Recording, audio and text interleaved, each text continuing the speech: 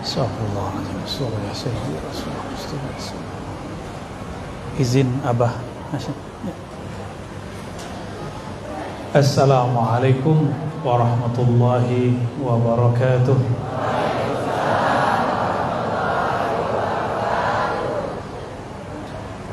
Alhamdulillahi wassalatu wassalamu ala rasulillahi wa ala alihi wa ashabihi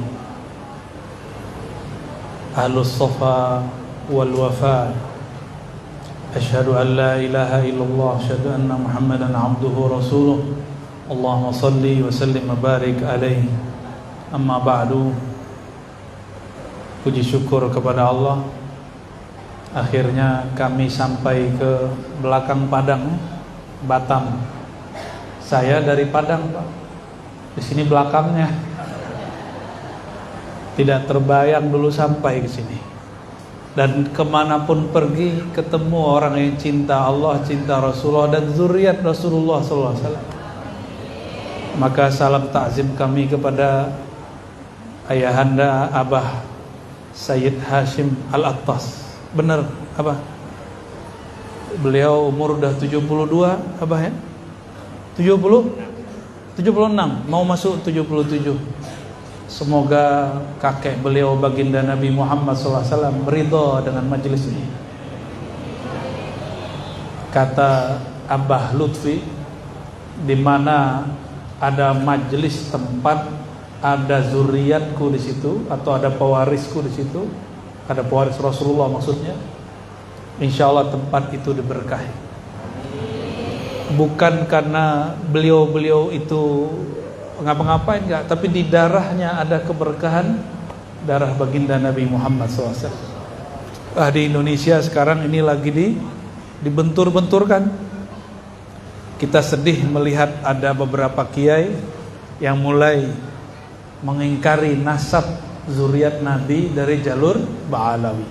Ya, semoga ada yang mengislah, ada yang mendamaikan mereka. Amin ya rabbal.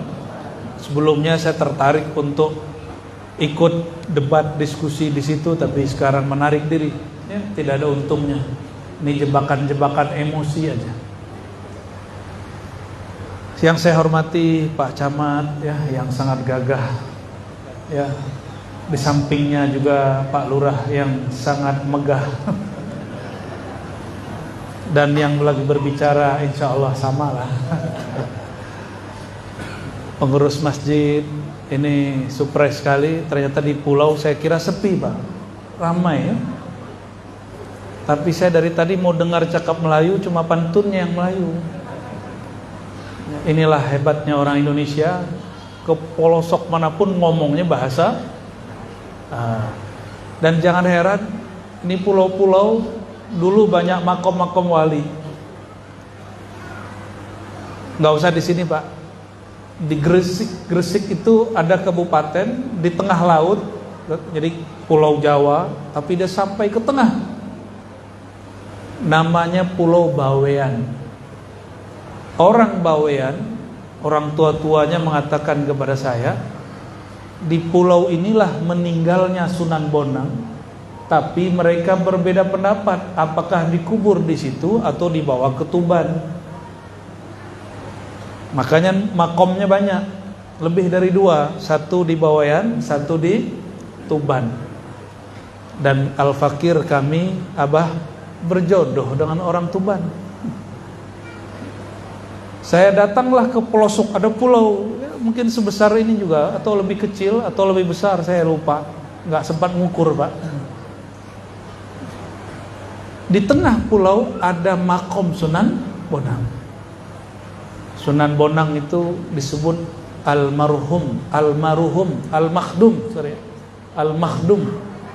Ini menunjukkan bahwa gelarnya, ini gelar-gelar dari zuriat Nabi yang berasal dari Asia Tengah dan Selatan.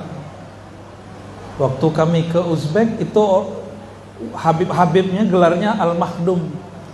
Kalau jalur Yaman, zuriat Nabi dipanggil Al-Habib atau Habaib. Tapi secara umum mereka menyebut Sayyid, itu sama. Maka Abah Hashim dipanggil Sayyid Hashim. Berarti saya ini sama juga lah, ada Hashimnya. Bedanya nasab beliau mulia, nasab saya masih belum jelas. Tapi yang pasti kok, nah itu beliau ini ya. Itu bukan buat-buatan, sudah diakui oleh orang Barat, penelitian orang Barat bahwa zuriat Sayyidina Ibrahim itu juga banyak di Asia Tenggara, bahkan Asia Pasifik, itu melalui Sayyidah Qanturah. Apa ciri-cirinya? Seperti jambu air, lebar ke samping. Allahumma sholli ala sayyidina Muhammad. Judulnya horor bener ini Pak Lurah. Bapak Ibu ngerti nih judulnya apa? Ini judul di alam mana ini? Masih di alam bumi kah ini? Alhamdulillah kami sebelum kesini tadi ziarah ke makom yang dipopulerkan oleh Abah Lutfi, yaitu anak daripada Maulana Ishaq yang dikenal dengan nama pulau itu Pulau Tulub ya. Maka disebut Sunan Tulub atau Tulop? Tulub. Yaudah ikut bapak aja deh. Nama beliau Ainun Naim ya. Ainun Naim itu bukan nama fisik Pak, itu nama kewalian. Jadi yang dibuka oleh beliau itu nama kewalayahnya namanya ya. Salah satu fam kewaliannya itu Asy-Syarif Ainun Naim bin Maulana Ishaq ya. Ini kalau ditelusuri ke atas bagian Laut Malaka ini ada pulau, di situ Asy-Syarif Ali. Benar ya? Syarif Ali apa Syarif Abdul Qadir? Ke atas antara Riau dan Malaka. Saya pernah ke sana juga. Jadi walaupun saya ini orang Padang tapi pemburu kubur juga, Pak. Pemburu kubur tapi bukan sarjana kuburan. Kalau Pak Lurah ini sepertinya hobi dengan kuburan. Ya. Apalagi beliau ini yang bangun-bangun kuburan ini. Apakah bertasawuf itu serumit judulnya? Enggak. Saya kasih judul baru, mudahnya bertasawuf. Apa judulnya?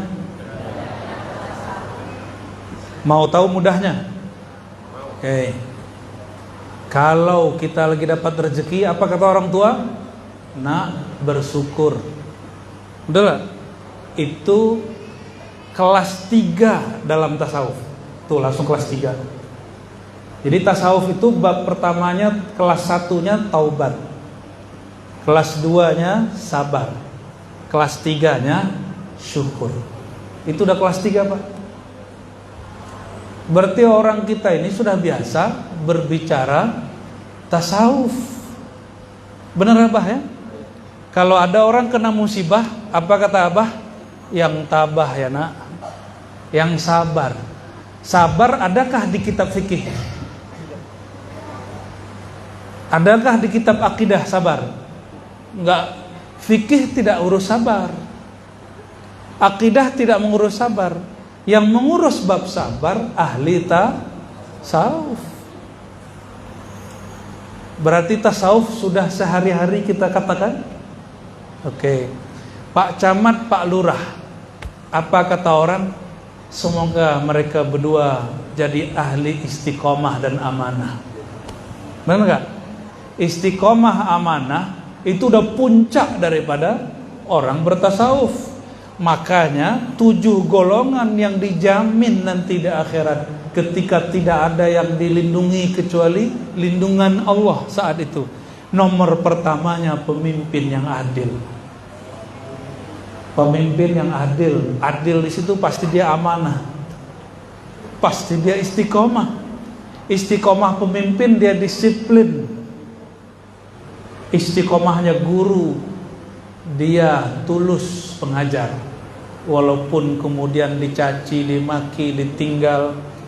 Kalau Pak Lurah tadi lain lagi babnya. Saya rapat dengan Pak RT ditinggal. Pak RT-nya Berani kali ya. Ternyata urusan hisab menghisab. Akhirnya Pak Lurah ikut pun supaya Pak RT Pak RW nggak keluar. Kalau di sini kayaknya masih aman Pak. Tapi di masjid ya nggak usah ya. Di luar masjid. Di luar masjid boleh. Mudahnya bertasawuf. Apalagi kalau di sini ada pasar enggak? Ada. Apa kata orang kepada pedagang? Kata orang tua kita dulu, kau kalau berdagang yang jujur. Apakah ini orang tua kita dulu atau si pedagang baca kitab tasawuf? Kan enggak. Tasawuf itu dari dalam. Yang ditulis itu cuma panduan. Sebenar hakikat tasawuf ada di dalam sini. Baru menikah sayang-sayangan, kalau udah sebulan emosi. Apa kata mertua? Yang sabar nak, jangan emosi, jangan marah-marah. Jangan marah-marah. Itu salah satu bab dalam tasawuf, cabang dari sabar. Imam Ghazali taruh itu di kitab dia jilid ketiga. Bayangkan Bapak Ibu, jilid 1, 2 belum bahas. Jilid ketiga ada satu bab, satu pembagian namanya muhlikat, penghancur, membuat orang sengsara dunia akhirat. Apa itu? Al-ghadab, emosi tak terkendali. Orang kita dari dulu sudah biasa mengatakan, jangan marah-marah. Sayangi, kata mertua nih, ini anak saya titip kepadamu, tolong dijaga, tolong disayang. Itu bab tasawuf, rahmah, sakinah, mawaddah, itu bukan urusan ahli fikih. Ahli fikih mengurus rukun nikah, syarat nikah. Itu urusan ahli fikih. Untuk mengisi setelah akad, bergurulah kepada ahli tasawuf. Ahli tasawuf nanti yang ajarkan bagaimana cara membuka hati supaya kasih sayang Allah melimpah. Apa kata Nabi SAW? Ini bapak mau gak menjadi laki-laki terbaik di dunia? Minimal menurut istrinya sendiri. Tapi yang berkalam Rasulullah SAW. Ahsanukum, ini Nabi ngomong, apa kata Nabi? Ahsanukum li ahlihi. Orang paling baik di antara kamu, orang yang paling baik kepada pasangannya. Itu disebut dengan ihsan. Ihsan itu salah satu judul besar dalam tasawuf. Disebut akhlak mahmudah, berakhlak yang baik, husnul ashirah. Berarti bertasawuf mungkinkah dipisahkan dari kita? Mungkin gak? Gak mungkin. Gak mungkin dipisah. Lalu kalau begitu saya mau tanya, jika demikian adanya, apakah sulit belajar tasawuf? Enggak. Lalu kenapa ada orang bilang belajar tasawuf itu rumit? Karena dia tidak mengenal jalan menuju Allah. Padahal orang tarekat loh Pak. Padahal kiai. Kok ada kiai ngomong begitu, ustadz ngomong begitu? Ustadznya, kitab dia sudah berganti. Bukan lagi yang di dalam hati, tapi yang sudah dicetak oleh orang Cina, yang dicetak oleh orang Arab, yang dicetak oleh buku percetakan. Itu buku. Akhirnya orang-orang hari ini sibuk mengikuti buku, tapi melupakan apa yang Nabi pesankan dulu. Istafti qalbak, wahai sahabatku, mintalah fatwa, tanyalah isi di dalam hatimu. Kita kalau lagi bimbang, apa kata abah mungkin kepada murid-murid, kepada anak-anak cucu, kamu tanya hatimu, gitu kan? Ya, tanya hatimu, kamu pilih yang mana? Anak kita mau sekolah bingung mau masuk A atau masuk B. Kita bilang apa? Kamu tanya hatimu. Itu kalam ahli tasawuf Bapak Ibu. Kalam ahli tasawuf. Gimana kira-kira? Berarti bertasawuf itu sudah makanan sehari-hari. Lalu apa yang rumit? Yang rumit itu bukan tasawuf, tapi ilmu yang mengurai tasawuf. Nama ilmunya ilmul haqaiq atau ilmu hakikat. Namanya ilmu, ya rumit. Mesti ada sekolahnya, mesti ada majelisnya. Tapi kalau hakikat, nah ini bedakan hakikat dengan ilmu hakikat lain. Ini ada yang melaut nggak Bapak Ibu? Melaut. Ilmu kelautan dengan melaut beda nggak? Ilmu perikanan dengan ikan beda nggak? Beda ya? Beda. Lebih praktis yang mana? Yang tidak ada kata ilmunya, enggak rumit. Bener gak? Jadi kalau ada orang mengatakan, wah ilmu hakikat itu rumit, ya iya namanya ilmu, tapi si hakikatnya tidak rumit. Ilmu tasawuf sekarang itu Bapak Ibu sudah ada S1 tasawuf, S2 tasawuf, S3 tasawuf. Wajar kalau ilmu tasawuf rumit, tapi kalau tasawuf rumit gak? Yang saya ceritakan tadi rumit gak? Nah, kalau begitu tasawuf isinya apa? Tasawuf itu adalah rasa yang Allah tumbuhkan di dalam diri. Tadi kita mulai dari bab syukur, benar gak? Syukur, sabar, syukur. Apalagi tadi? Jujur, amanah, adil, istiqomah. Itu semua sudah ada di dalam diri. Oleh karena itu, kalau Bapak Ibu gak mau rumit belajar ilmu tasawuf, cukup amalkan tasawuf. Ya, pusing gak? Enggak kan? Tapi kalau saya ngomong begini, pasti pusing.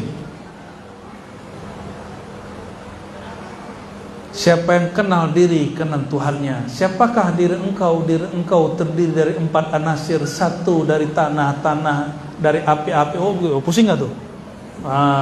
Itu ilmu hakikat yang merupakan cabang dari ilmu tasawuf. Awalnya dunia dimulai dari Nur Muhammad. Nur Muhammad ada dalam diri kita. Nah, itu pusing lagi tuh. Itu ilmu hakikat. Tapi kalau orang tanya, adakah Nur Muhammad dalam diri? Gampang Pak ceknya. Nabi Muhammad itu jika dibuka dirinya, mulai dari ujung rambut sampai ujung kakinya, isinya hanyalah rahmat, kasih sayang kepada alam. Mau cekkah ada Nur Muhammad dalam diri? Ini bukan ilmu Nur Muhammad, ini sedang cek aja. Bapak Ibu, tadi ada kucing, jalannya sudah sempoyongan. Melihat kucing jalan begitu, kasihan gak? Mau ngasih gak? Kalau cuma kasihan, itu Nur Muhammadnya masih tidur itu. Tapi kalau Bapak mau ngasih, itu Nur Muhammadnya sudah bangun.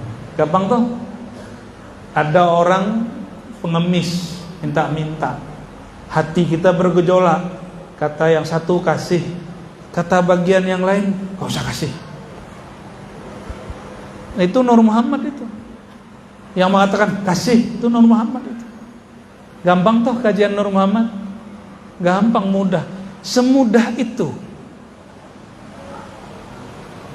Namun kalau ditanya apa hakikat alam semesta, baru kemudian jadi rumit.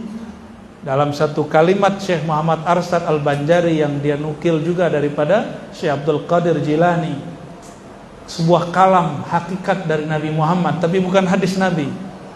Alam itu dariku Nur Muhammad, sedang aku nurku dari Allah Subhanahu wa ta'ala.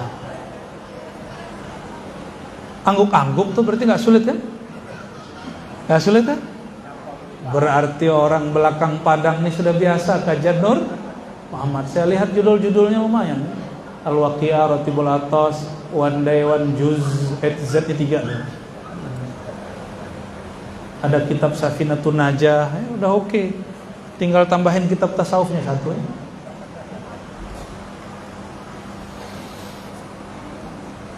Salah satu jalan ahli tasawuf supaya hati ini tidak terganggu, ada namanya latihan. Latihan tuh bahasa Arabnya riyadhah. Apa bahasa Arabnya? Ada yang ototnya bagus nggak di sini, Pak? Sepertinya ndak adanya. Kalau yang suka push up itu setiap hari, ototnya bagus nggak? Tapi kalau di Indonesia hari ini, kalau otot bagus, yang suka tidak hanya laki-laki, perempuan, laki pun suka. Hati-hati Pak Lurah ya. Apalagi Pak Camat yang gagah. Ini otot kebentuk perut six pack. Tahu six pack nggak? Ustadz tahu six pack nggak? Nggak tahu ya. Kursus bahasa Inggris dulu ya. Itu perutnya kayak kotak-kotak 6 disebut dengan six pack. Kalau orang tidak pernah latihan, kebentuk nggak tangannya? Kebentuk nggak perutnya? Nih yang pakai sorban-sorban ini santri ya. Sudah bisa baca kitab? Belum? Nah, dulu baca Quran bisa nggak? Nggak bisa kan? Dilatih oleh guru jadi bisa. Benar nggak? Jadi jangankan membaca nama Allah dalam diri, membaca yang tertulis di buku pun mesti berlatih. Abata sa. Maka untuk mampu membaca nama Allah di dalam diri mesti juga dilatih. Yang melatih baca Quran namanya guru mukri atau guru qiraat, guru tilawah. Yang mengajarkan cara sholat namanya ahli fikih. Yang mengajarkan cara mengesahkan Allah disebut ahli tauhid.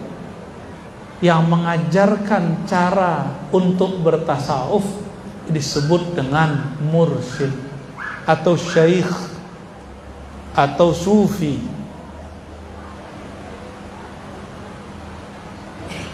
Ilmunya, tapi kalau prakteknya kita boleh lakukan semua. Sayang sekali kok ada ahli tasawuf, ahli tarekat ngejek ahli fikih. Begitu juga ahli fikih bilang gak usah belajar tasawuf, sudah cukup dengan ilmu saya. Itu juga kita kasihan, karena di fikih tidak diajarkan sabar. Benar nggak? Ada nggak? Ada nggak satu bab di fikih itu sabar? Nggak ada. Kecuali fikih sudah digabung dengan tasawuf. Jadi wajar kalau guru-guru fikih, guru-guru tilawah ini suka marah-marah ya. Benar ya? Marah aja ya. Wajar, karena dia bukan guru tasawuf. Di tempat saya dulu ada ahli zikir hebatnya bukan main, makomnya sudah tinggi, tapi oleh guru tua kami tidak diangkat jadi mursyid pengganti. Kata beliau, ini muridku bidangnya lain, karena dia pemarah saya kasih tugas yang lain. Coba kalau guru pemarah, seperti ibu-ibu suka marah sama anak. Ibu kalau marah sama anak ngomongnya gimana? Matilah kau. Ya, ya, benar nggak? Oh, kalau marah lagi, nggak jadi deh.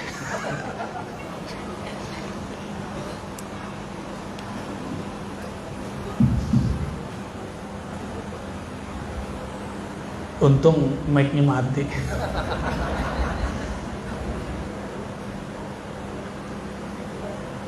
Jadi yang lucu nih ibu-ibu marah, dia ngomong apa? Siapa bapak kau? Si anaknya jawab, suaminya emak. Allahumma sholli ala sayyidina. Yang jelek ini nggak dikeluar Pak, yang begitu aja keluarnya. Karena bertasawuf itu mudah, ya.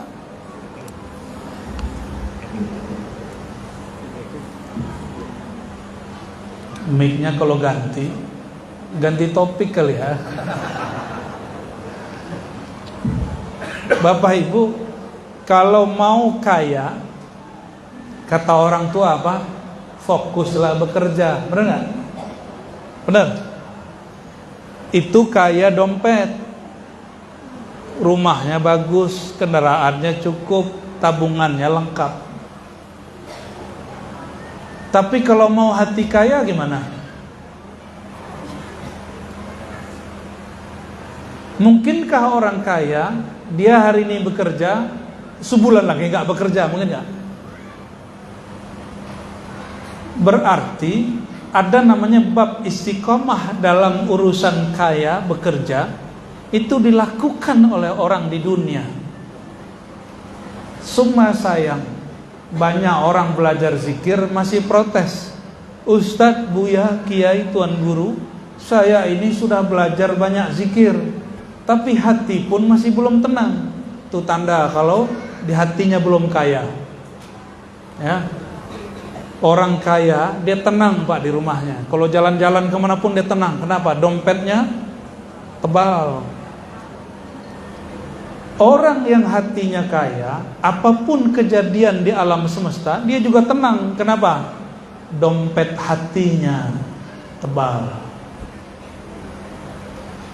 Rekening rohaninya banyak isinya. Maka dia tidak takut. Kenapa orang Indonesia kalau pergi ke Saudi itu seperti ketakutan? Benar gak? Ada yang kemarin haji umrah sampai di Saudi takut pisah dari orang. Ada yang gak takut tapi takabur. Saya ini dua kali umrah hilang. Di sana itu sebenarnya biasa aja. Cuma jangan takabur, jangan panik. Hati yang kaya lebih kurang sama lah dengan orang yang kaya dompetnya.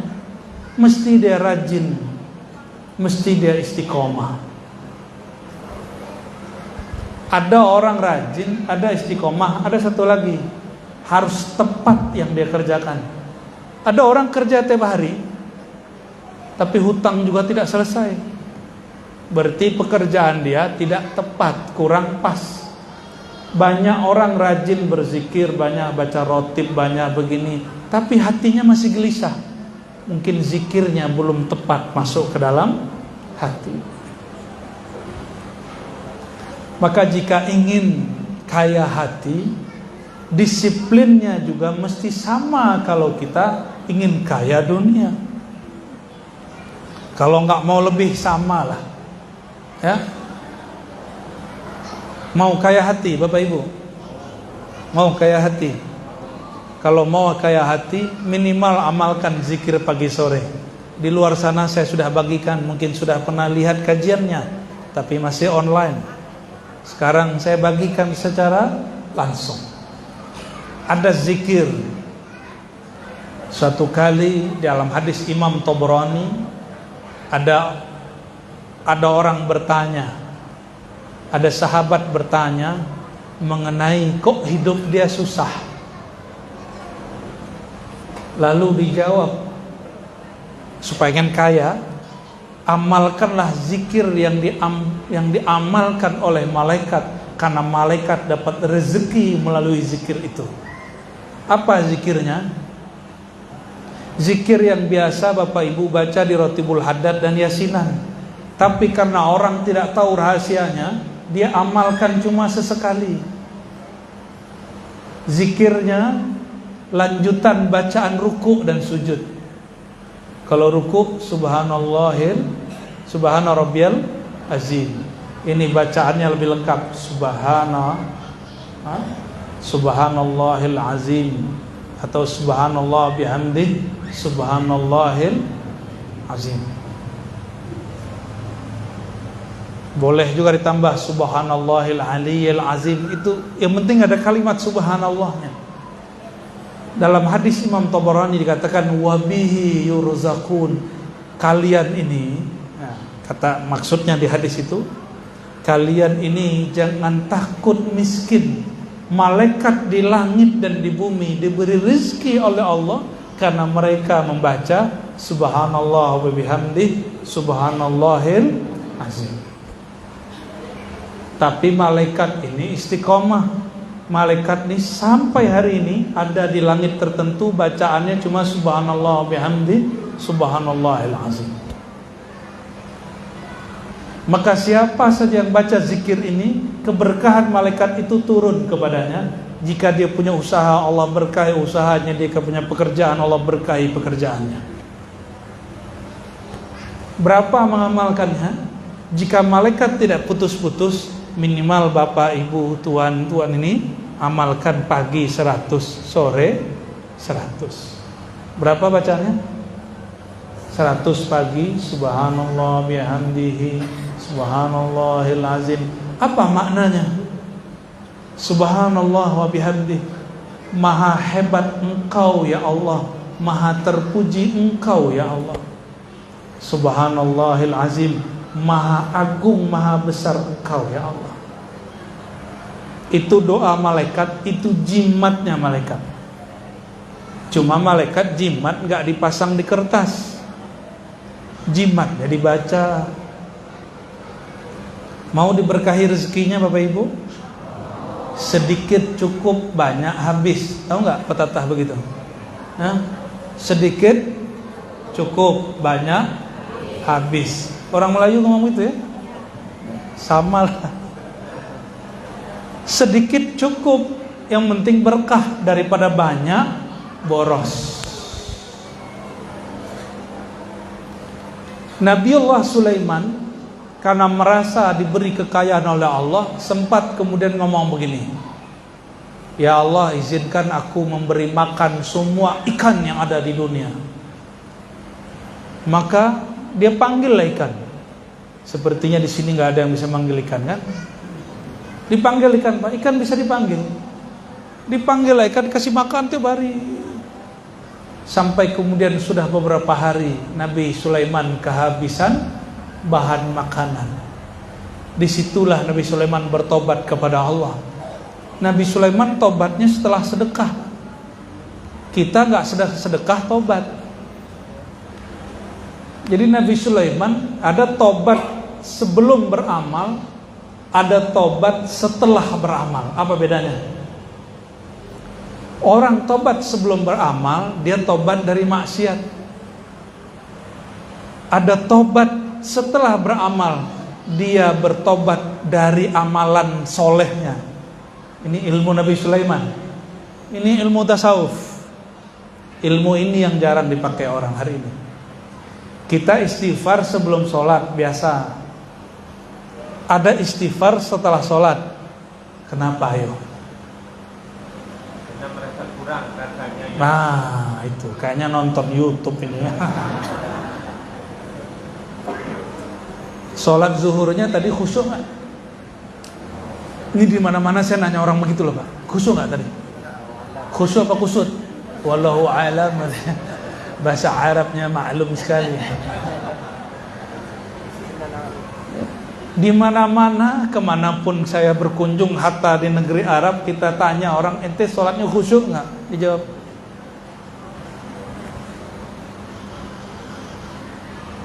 kok bisa begitu ya? Tapi orang mau sholat ya, tapi sholatnya karena beban. Saya mau tanya nih Pak Lurah aja deh, kalau Pak Camat ketinggian. Pak Lurah kerja itu seneng nggak? Campur. Ini curhat nih Pak Camat nih. Tapi buat acara gini seneng nggak? Kenapa senang Pak Lurah? Karena sesuai dengan isi hati. Paham maksudnya? Sholat itu kalau nggak sesuai dengan gerak hati pasti jadi beban. Waktu kecil kita sering diingetin orang tua, sholat nak, benar nggak? Nih wajah-wajah mantan merasa dibebani nih ya. Karena waktu kecil sering ditegur orang tua dan merasa dibebani, dia nggak mau merasa terbebani sendiri. Ketika punya anak, dia wariskan bebannya kepada anaknya. Kamu sholat.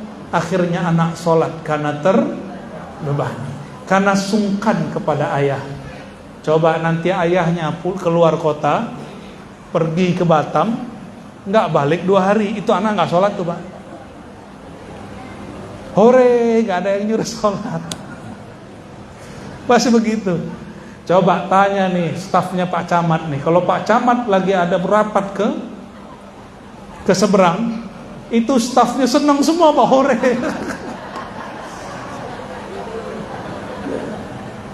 Mana nih stafnya, ada nggak? Tuh.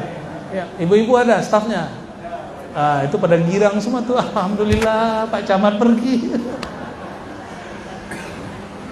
Tapi kalau nggak pulang-pulang cemas juga dia. Iya. Nggak gajian. Saya minum dulu lah kalau gitu.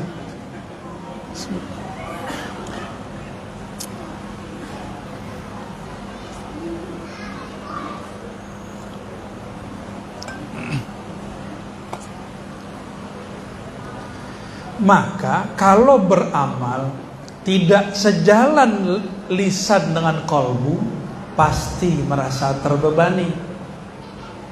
Itulah tasawuf. Mudah toh tasawuf? Mudah Pak. Bekerjalah dengan hati. Ini coba Bapak Ibu menikah dengan hati kan? Atau terpaksa? Terpaksa kok jadi anak. Itu namanya menikmati.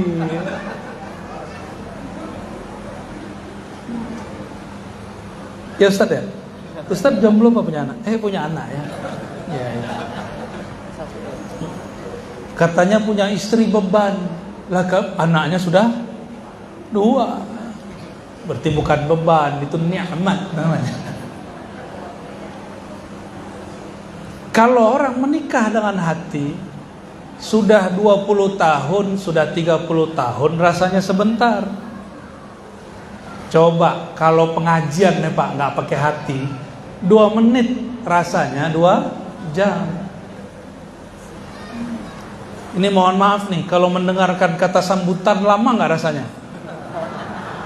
Bener nggak? Ini jujur nih Pak pengurus nih. Pak pengurus kalau buat acara jangan banyak-banyak kata sambutan. Ya. Kalau tadi Pak Lurah karena Pak Lurah plus ketua panitia, nggak apa-apalah ya. Ada yang kalau buat acara lomba-lomba Pak 5 sambutannya. Pak RT, Pak RW pun ikut. Kalau nggak ada yang mau hadir katanya. Di sini hadir Pak RT, mana Pak RT? Ada ya Pak RW? Oh ada, alhamdulillah.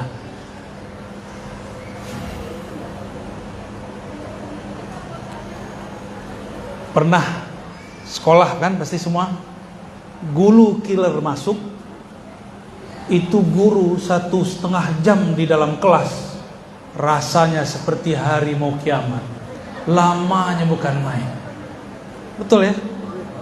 Tapi ada guru cantik, guru yang gagah, tampan, baik hati, tidak marah-marah, suka memberikan keringanan, suka menunjuki murid. Itu tahu-tahu sudah 1,5 jam, udah lebih bahkan 2 jam, muridnya, udah selesai, udah bunyi bel. Itu karena murid siswa belajar dengan hati. Saya kalau nulis Pak, saya suka nulis. Kalau nulis dengan hati, 10 halaman itu rasanya sebentar. Coba kalau disuruh orang nulis yang bukan bidang saya kesel itu ya. Kalau nggak ada honornya nggak mau nulis itu. Bener. Akhirnya ada penawar, hatinya sebenarnya tidak sesuai dengan lisannya, cuma karena ada tetek bengeknya, mungkin dikasih duit, dikasih ini, dikasih itu, orang bertahan juga. Itulah nasib pegawai, nasib pekerja, nasib karyawan. Sebenarnya sudah nggak betah, tapi karena butuh, betah juga. Kerjanya terpaksa. Inilah nasib orang yang sholat tapi tidak dengan hati. Setiap hari ngeluh. Sholat tapi ngeluh. Udah digaji, udah ditandatangani sama Pak Camat, masih ngeluh Pak.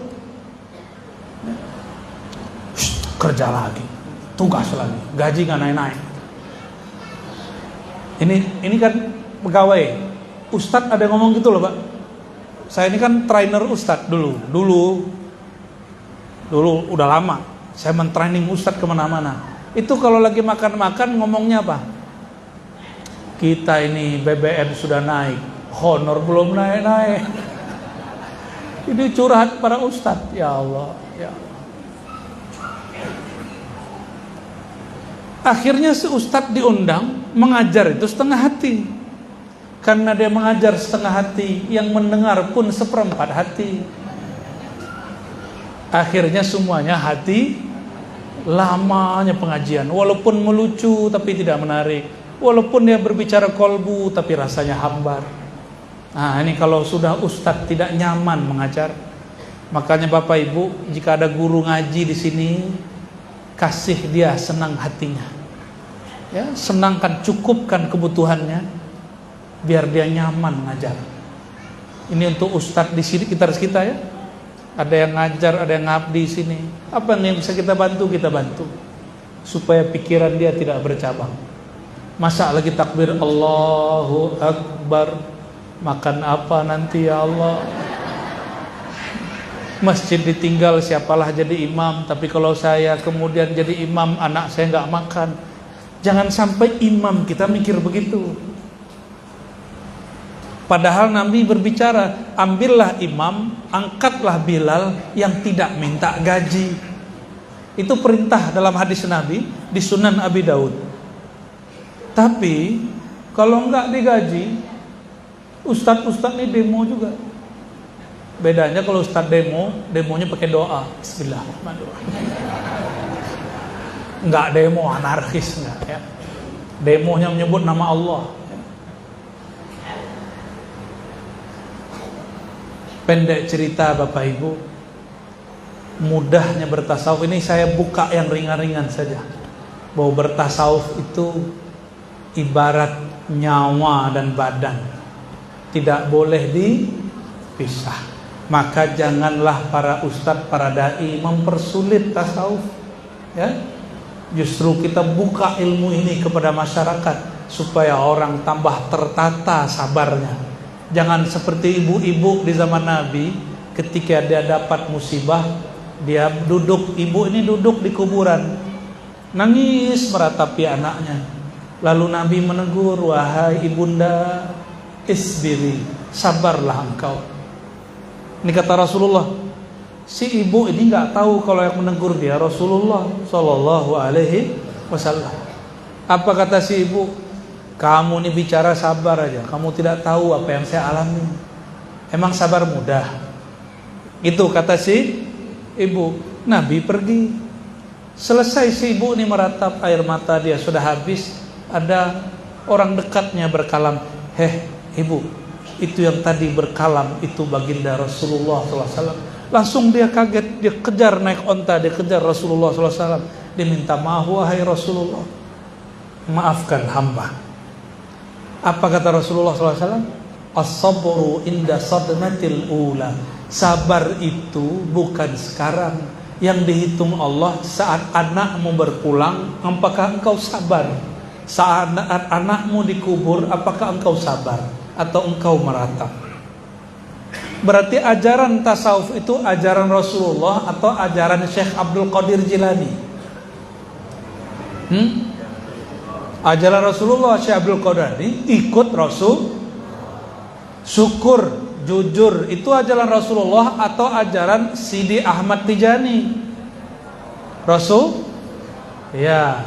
Zikir yang banyak itu ajaran Muhammad Saman, Muhammad Bahauddin Naqsyabandi atau ajaran Rasulullah?